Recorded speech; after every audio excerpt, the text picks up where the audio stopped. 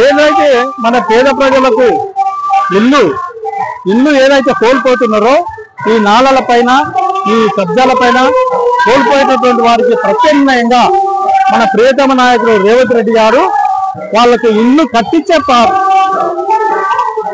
పరిణామంలో ఉన్నారు. వారికి ఇల్లు కట్టేయాలన్నా, వారికి ఉపాధి చేయాలన్నా, లేక కోల్పోయినటువంటి ఏదైతే నష్టపరిహారం ఇవ్వాలన్నా వాళ్ళకు అనే ఆలోచన మంత్రివర్యులు చేస్తూ ఉన్నారు. దీనికి ప్రతి ఒక్క నాయకుడు కూడా ప్రజాప్రతినిధులైనటువంటి బీజేపీ కానీ, ఎంఐఎం కానీ, తదితర పార్టీలకు సిపిఐ, సిపిఎం కానీ ఇలాంటి నాయకులంతా రేవంత్ రెడ్డి అన్న గారికి మంచి సలహాలు ఇచ్చి ఈ యొక్క పేద ప్రజల అభివృద్ధి గురించి ఆయన చేస్తున్నట్టు తపన ఆలోచనను దానికి మనం అందరం ప్రోత్సహించి పేదలకు సహాయం చేయాలి అనే ఉద్దేశం ప్రతి ఒక్కరిలో ఉండాలని చెప్పి ఒక కాంగ్రెస్ కార్యకర్త నేను వీళ్ళందరినీ వేడుకుంటున్నా. సోదరుల బతుకమ్మ సంబరాలలో భాగంగా గాంధీభవన్లో మహిళలచే జరపబడుతున్న బతుకమ్మ పండుగ ఉత్సవానికి అనేక మంది వచ్చి ఈ కార్యక్రమంలో చేరడం చాలా సంతోషమైన విషయం. అయితే ఈ బతుకమ్మ అనే పండుగను ఒక రాజకీయ మలుపుగా మలుపించినటువంటి ఘనత అది కేసీఆర్ కుటుంబానికి చెందుతున్నది.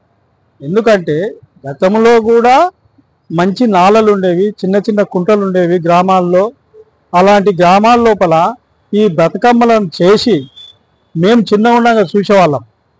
చేసి సాంప్రదాయబద్ధంగా వెళ్ళి ఆ నదిలో ఈ యొక్క బతుకమ్మలను విడిచేవారు. అలాంటి సంబరాలు ఆనాటి నుంచి కూడా ఉన్నవి మనతో.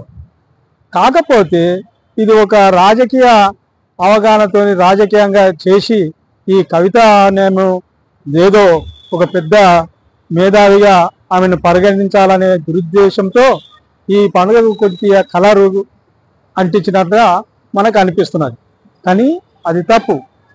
ఎప్పుడైనా సాంప్రదాయబద్ధమైనటువంటి ఈ హిందూ ధర్మం ప్రకారంగా అనేక పండుగలు కూడా మన భారతదేశంలో జరుపుతున్న ప్రతి పండుగ, ముస్లింల పండుగ కానీ, పీర్ల పండుగ కానీ, ఉగాది కానీ, దసరా కానీ, ఉత్సవాలు, ఇలాంటి ఉత్సవాలు మనకు ప్రజలకు అవసరమైనటువంటి ఏవైతే పండుగలు ఆనాడు పెద్దలు నిర్ణయించారో ఆ సాంప్రదాయాలన్నీ మన భారతదేశంలో, మన తెలంగాణలో ప్రత్యేకంగా ప్రతి పండుగకు కూడా విలువనిస్తారు మన తెలంగాణ ప్రజలు.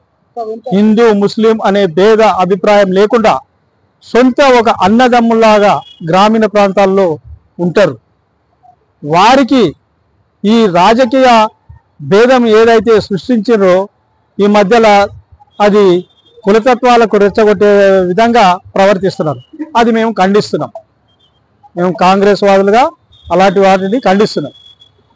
ఇవాళ మన ప్రియతమ నాయకుడు రాష్ట్ర ముఖ్యమంత్రి వర్యుడు రేవంత్ అన్న గారు ఏదైతే మన ప్రాంతంలో హైదరాబాద్ ప్రాంతం, మూసీ నది ప్రాంతం లోపల ఉన్నటువంటి పేద ప్రజలు అయినటువంటి ప్రజలు వాళ్ళకు తినడానికి తిండి లేని పరిస్థితిలో ఆ ప్రాంతంలో ఏర్పరచుకున్నటువంటి ఇండ్లు వాళ్ళు కట్టుకొని జీవిస్తున్నారు. ఇవాళ రేపటి నాటికి వాళ్ళు ఏదైనా ప్రమాదవశత్తు లేదా భగవంతుడు వర్షాలు అధికంగా ఇచ్చినప్పుడు అలాంటి పేద ప్రజలు కొట్టుకుపోయే ప్రమాదం ఉంటుంది. ఆనాడు ఏమంటారు, ఏ ప్రభుత్వానికి వెళ్ళకుండానా అనేది మాట వస్తుంది, ఎవరికైనా వస్తుంది. మన ప్రియతమ నాయకుడు రేవంత్ రెడ్డి గారు ఈ యొక్క విధానం మీద అక్కడ ఉన్నటువంటి ఏదైతే భూమిని, నేలను, ఈ నాలకు సంబంధించినటువంటి వాటిని ఆక్రమించుకొని నిర్మించుకున్న మేధావులు ఉన్నారో అలాంటి వారిని తొలగించడంలో ఎలాంటి తప్పు లేదు.